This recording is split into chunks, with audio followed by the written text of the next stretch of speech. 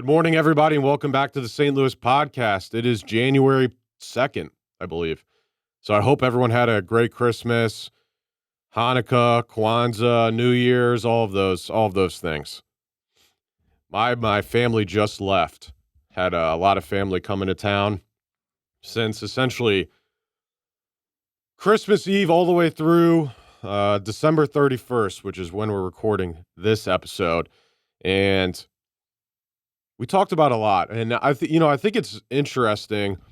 I was going to talk about something else today, but as you can see, we have no guests. So we're gonna ponder on 2025 and see what we have in place. I just talked about on, Vi Media's channel, of course, the company, the other company that we own here, talked about business owners really getting ready for 2025 and what to expect, especially when it comes to spending on marketing.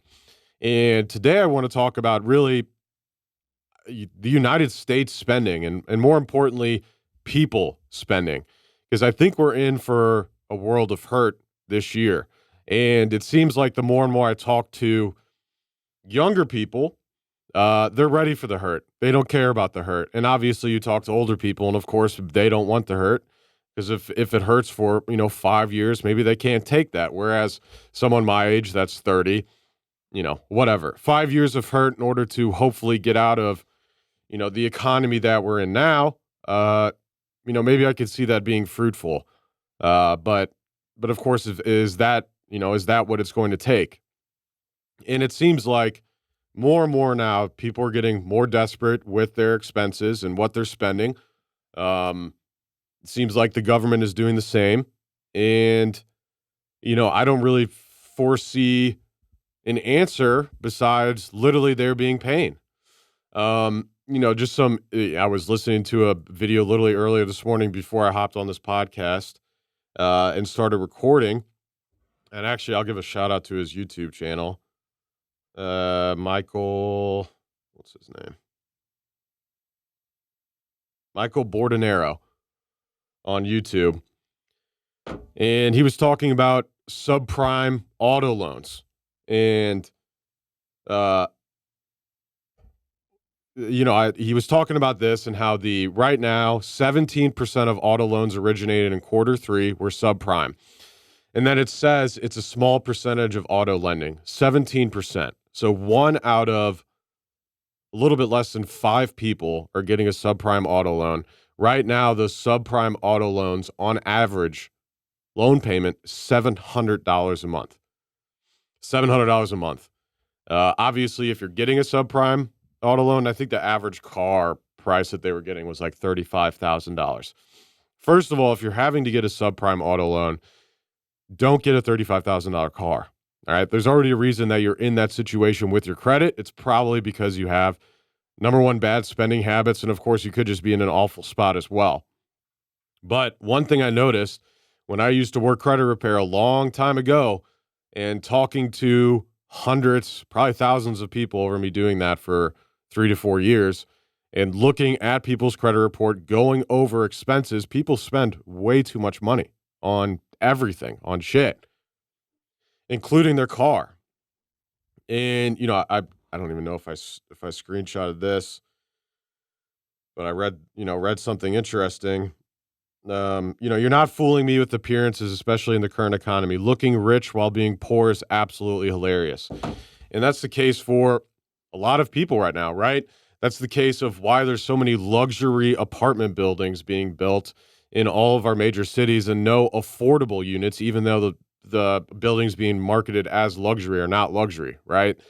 And go ahead and search YouTube for that. That's you can spend hours just listening to people talk about the whole marketing scheme, and we've essentially been psyoped into believing like luxury is what we want, whereas really just what we want is something, nice and not a piece of shit to live in, which is pretty simple. But we get marketing these luxury apartment buildings that are insanely expensive, and when the normal person, if they're looking for an apartment, just want an affordable place to live in in a apartment that is hopefully clean, maintained, there's no bugs, and if there's a problem, your landlord's going to come fix it, right? And hopefully you don't hear your neighbors. So 17% of auto loans originated in quarter three or subprime, $700 a month on average car payment. It's insane, right? If you're bringing home, let's just say, $3,000 or $4,000 a month, and your car payment is 25% of that, right? Obviously, insurance, you're probably paying a good amount too if you're on subprime.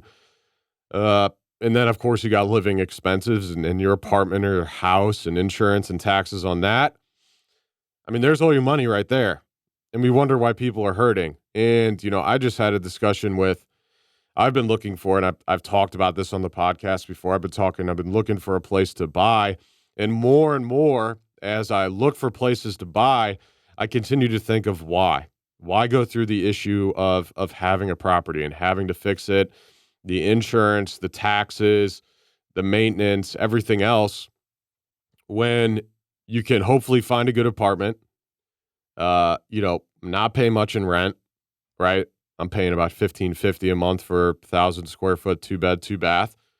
And, you look at the houses, it's like either, it's $200,000 for a house that needs a ton of work, or it's $500,000 for someone that just fixed and flipped. There's nothing in between, and there's really not much affordable. And for some reason, in St. Louis specifically, the housing market's insane. And everyone in St. Louis is like, this is a good thing. And I'm like, it's a good thing if you already own a home. Otherwise, it's not a good thing. In a lot of places, home prices are starting to come down. We're seeing banks starting to already take houses away from people that were in forbearance. Go ahead and look at those stats. Things are starting to get interesting. And of course, the can has been kicked down the road really since the beginning of COVID, right? And people in forbearance on student loans, on their mortgage. It's all going to come due at some point, and it's already starting to. We could see the SAVE Act from student loans. That might come due here. I think May of next year, because it's going through the courts right now, and I believe they're just going to shut down the SAVE program entirely. So we'll see what goes on there. But a lot of students that have student loans just have not been paying them, and of course, a lot of them can't afford it. But for those that can, you're making just interest payments, right? So even if you're in forbearance, a lot of the time you're still getting interest. You're still accruing interest on that loan payment. So it's still smart, students or ex-students, if you have a student loan, you are getting interest more likely than not on the federally backed student loans now, whereas we weren't over COVID for a couple of years. But if you're not paying, that's accruing, right? So you're just going to owe more and more. And again, that's kicking the can down the road as well for yourself. So I would suggest, if you haven't and you have student loans, I think it's studentaid.gov. Go there, figure out what you need to do and plan accordingly. Just like I was talking about on Marketing Monday, business owners need to be planning accordingly for this year. So should you. And I think we've really gotten away from even creating a budget. I'd be curious to see, feel free to comment below if you actually have a budget. Do you have a budget for 2025, literally for yourself, for your household? Expectations on, what are we going to spend this year? Expectations on what money are we going to bring in, right? And a lot of the time you see people now, obviously, if you have a mortgage, more likely than not, it's not going to be a single income paying for that mortgage. We see, job losses continuing in industries. We see retail stores continuing to close. Party City just filed Chapter 11. We have issues with a ton of restaurants. I was hearing things about Five Guys, a Container Store. So there are a ton of retail jobs, and not just a retail worker, right? But managers of those stores, right? So you have thousands, tens of thousands of jobs, big lots. And, I think it's the consolidation, and I'm really worried about this, the consolidation of businesses, not only when it comes to retail, right? Because everyone just goes to, I think Amazon and Walmart killed it this year, as always, because more and more people continue to go there versus all of these other stores. And we're going to continue to see these I'm sure we're going to continue to see the consolidation of retail businesses being taken up by Amazon and Walmart, which at the end of the day is good for no one.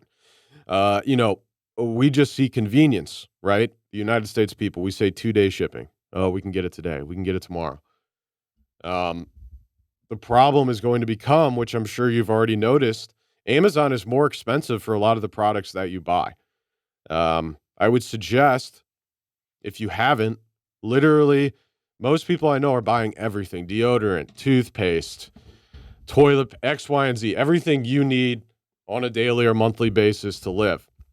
What you'll notice now, though, is if you go to Amazon, you go to other retail stores online, or even local retail stores to you, Amazon is actually more expensive. But of course, people don't even look nowadays. They just go to Amazon and buy everything that they need, get it shipped to their door. Bam, it's there. It's easy. It's convenient. I get it.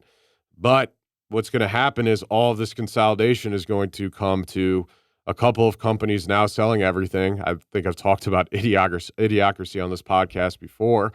If you haven't watched that movie, I would suggest doing so. Where Costco will literally be where you go for everything. It's hilarious concept, and it's becoming true here, in the United States. And what that means is we have less buying power. Now we have less places to go buy things. That means they can charge whatever they want because we have to go there.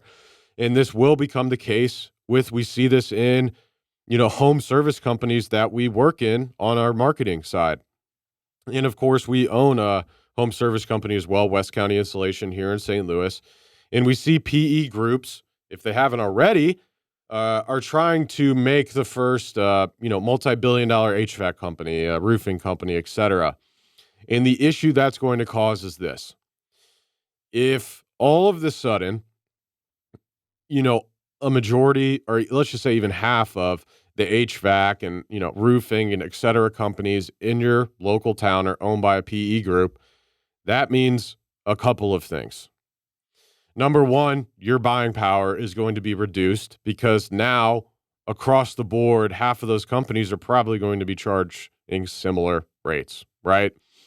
It's going to make it harder for employees to make more money. Because before, it used to be, if, say, 90% of the businesses are locally owned, if you, as the skilled laborer, as the plumber, or let's just say as the HVAC technician or whatever, wants to make more money, you can go to another business, right? You can go get hired by someone else that's doing the same service, a competitor, if you will, in that same area. But if all of the home service companies are owned by a couple of the same people, guess what?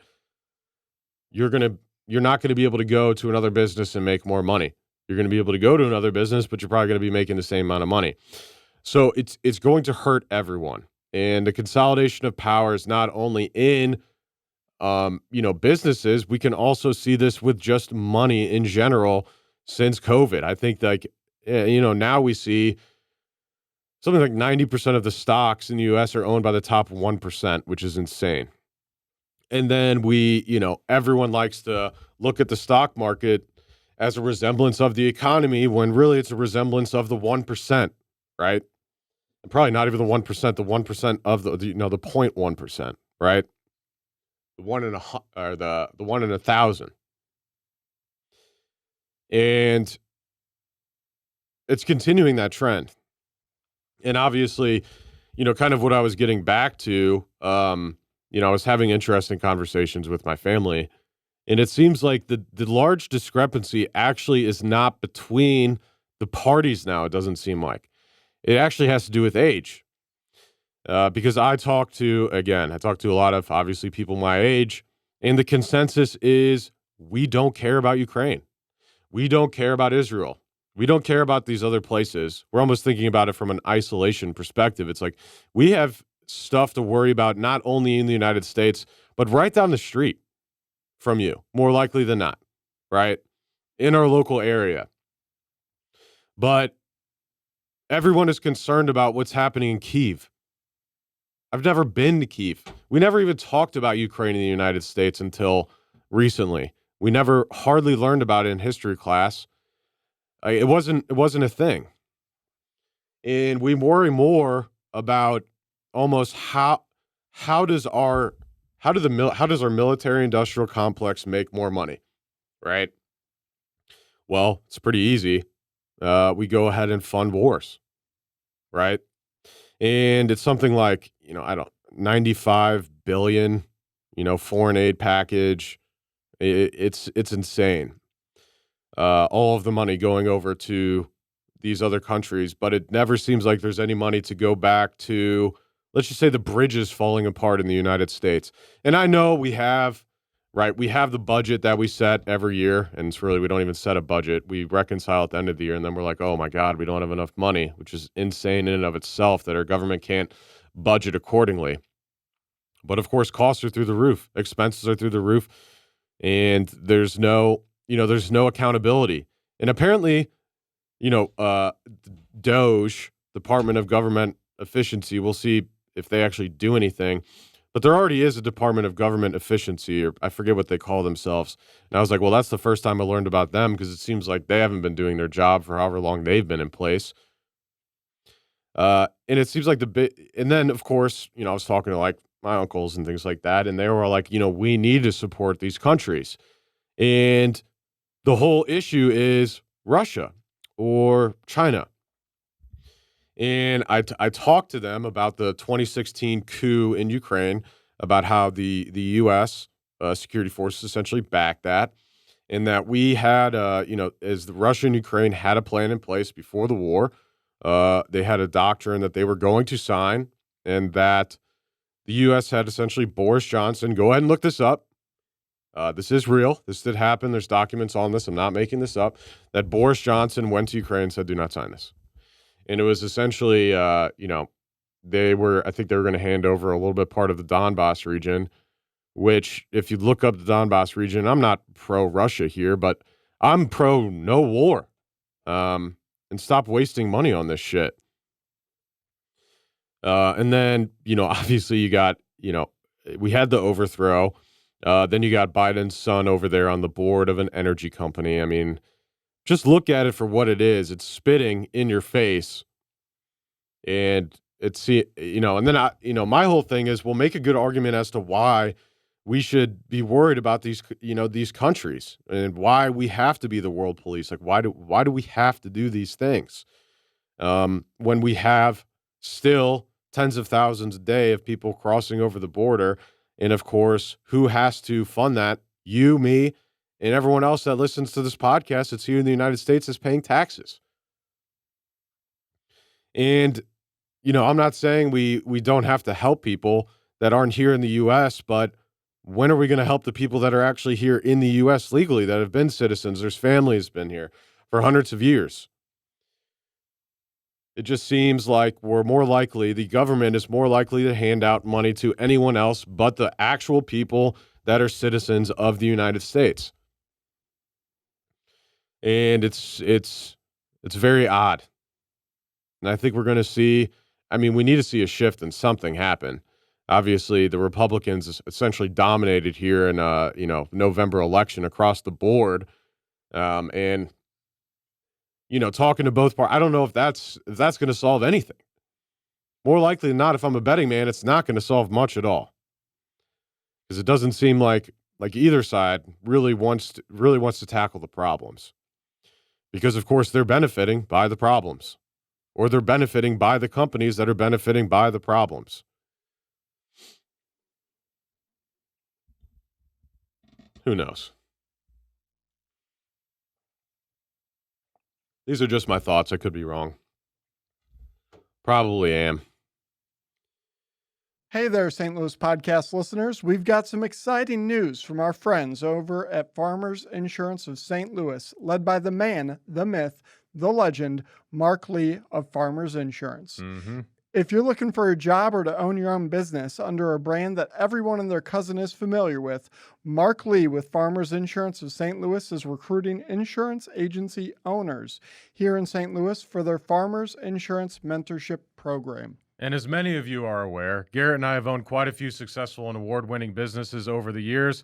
And in a past life, one of those was a farmers insurance agency out of Chesterfield, Missouri. Eric and I know firsthand how hard it is to start a business under a brand that no one has heard of and convince consumers and businesses to trust that you're an authority figure in your industry. And as many of you know, we own an award-winning marketing firm, Via Media, the one that Garrett was just discussing.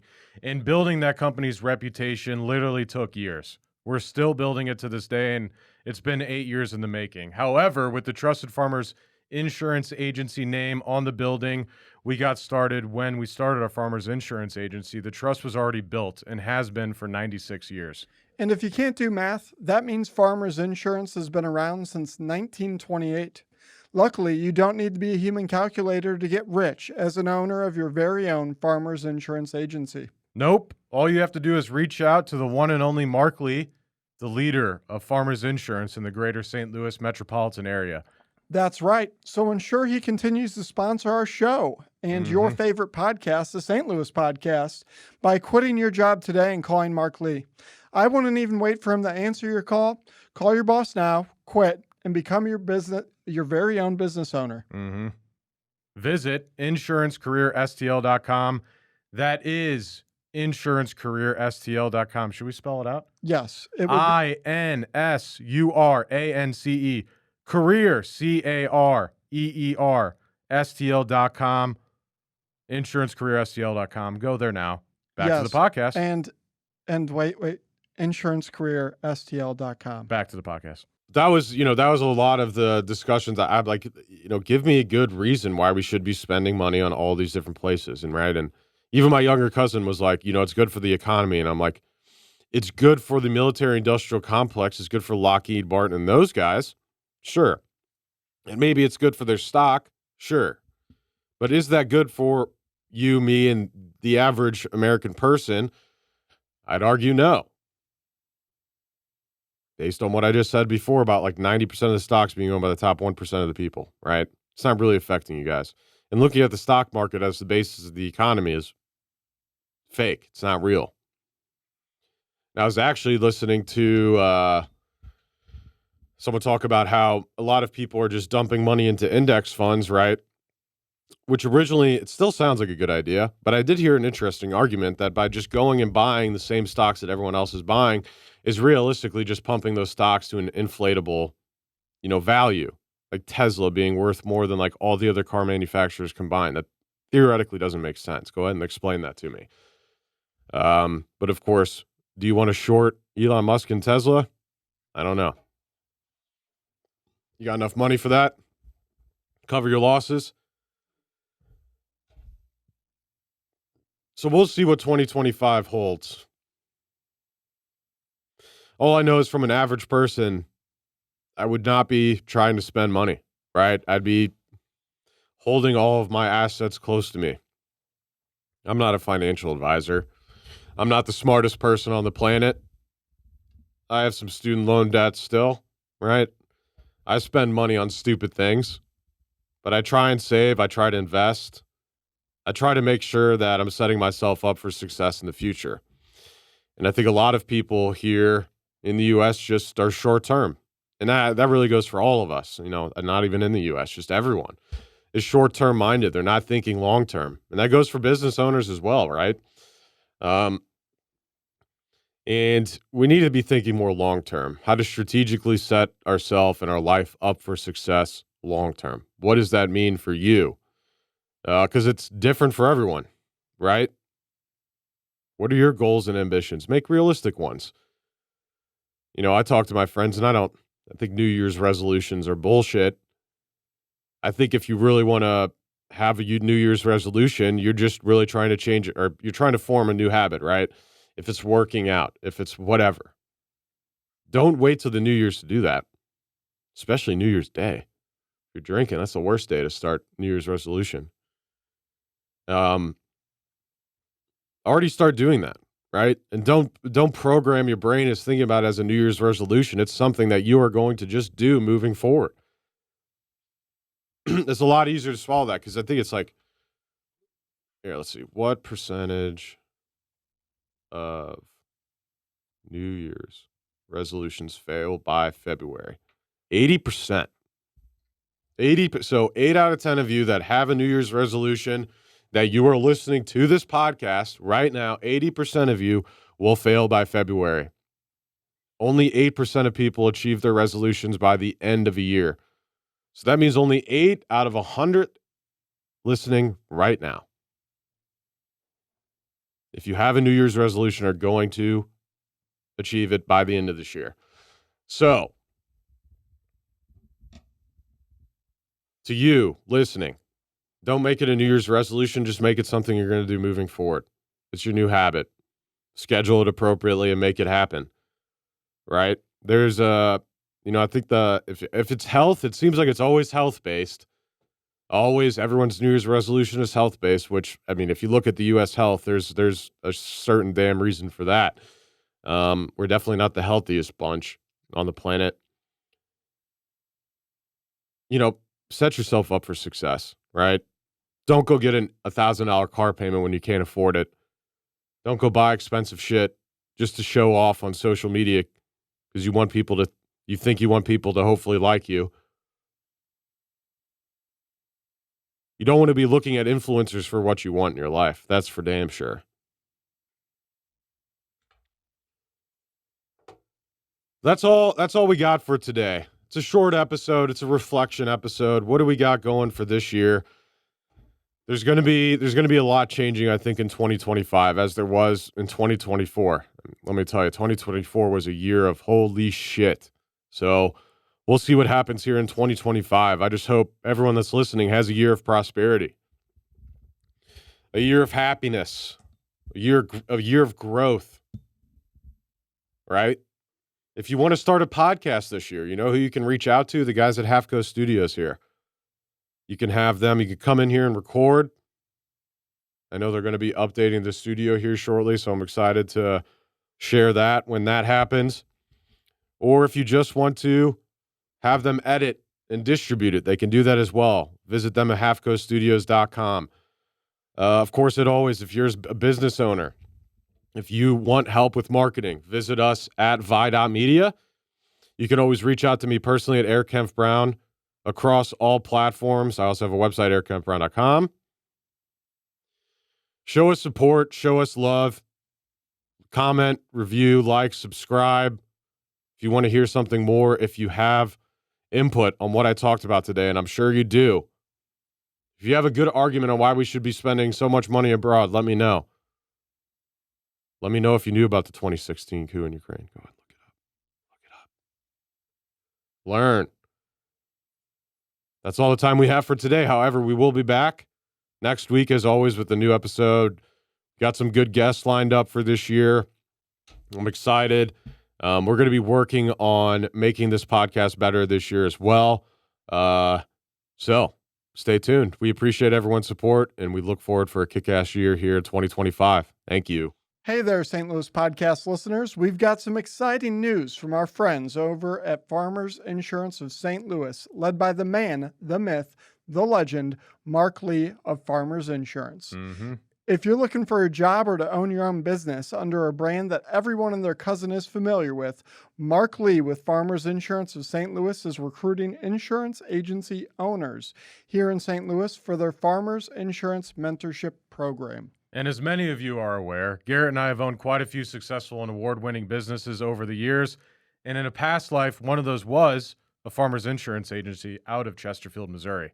Eric and I know firsthand how hard it is to start a business under a brand that no one has heard of and convince consumers and businesses to trust that you're an authority figure in your industry. And as many of you know, we own an award-winning marketing firm, Vi Media, the one that Garrett was just discussing. And building that company's reputation literally took years. We're still building it to this day, and it's been 8 years in the making. However, with the Trusted Farmers Insurance Agency name on the building, we got started when we started our Farmers Insurance Agency. The trust was already built and has been for 96 years. And if you can't do math, that means Farmers Insurance has been around since 1928. Luckily, you don't need to be a human calculator to get rich as an owner of your very own Farmers Insurance Agency. Nope. All you have to do is reach out to the one and only Mark Lee, the leader of Farmers Insurance in the greater St. Louis metropolitan area. That's right. So ensure he continues to sponsor our show and your favorite podcast, the St. Louis Podcast, by quitting your job today and calling Mark Lee. I wouldn't even wait for him to answer your call. Call your boss now, quit, and become your very own business owner. Visit insurancecareerstl.com. That is insurancecareerstl.com. Should we spell it out? Yes. It would INSURANCE, career, CAREER, STL.com, insurancecareerstl.com. Go there now. Back to the podcast. And wait, insurancecareerstl.com. Back to the podcast.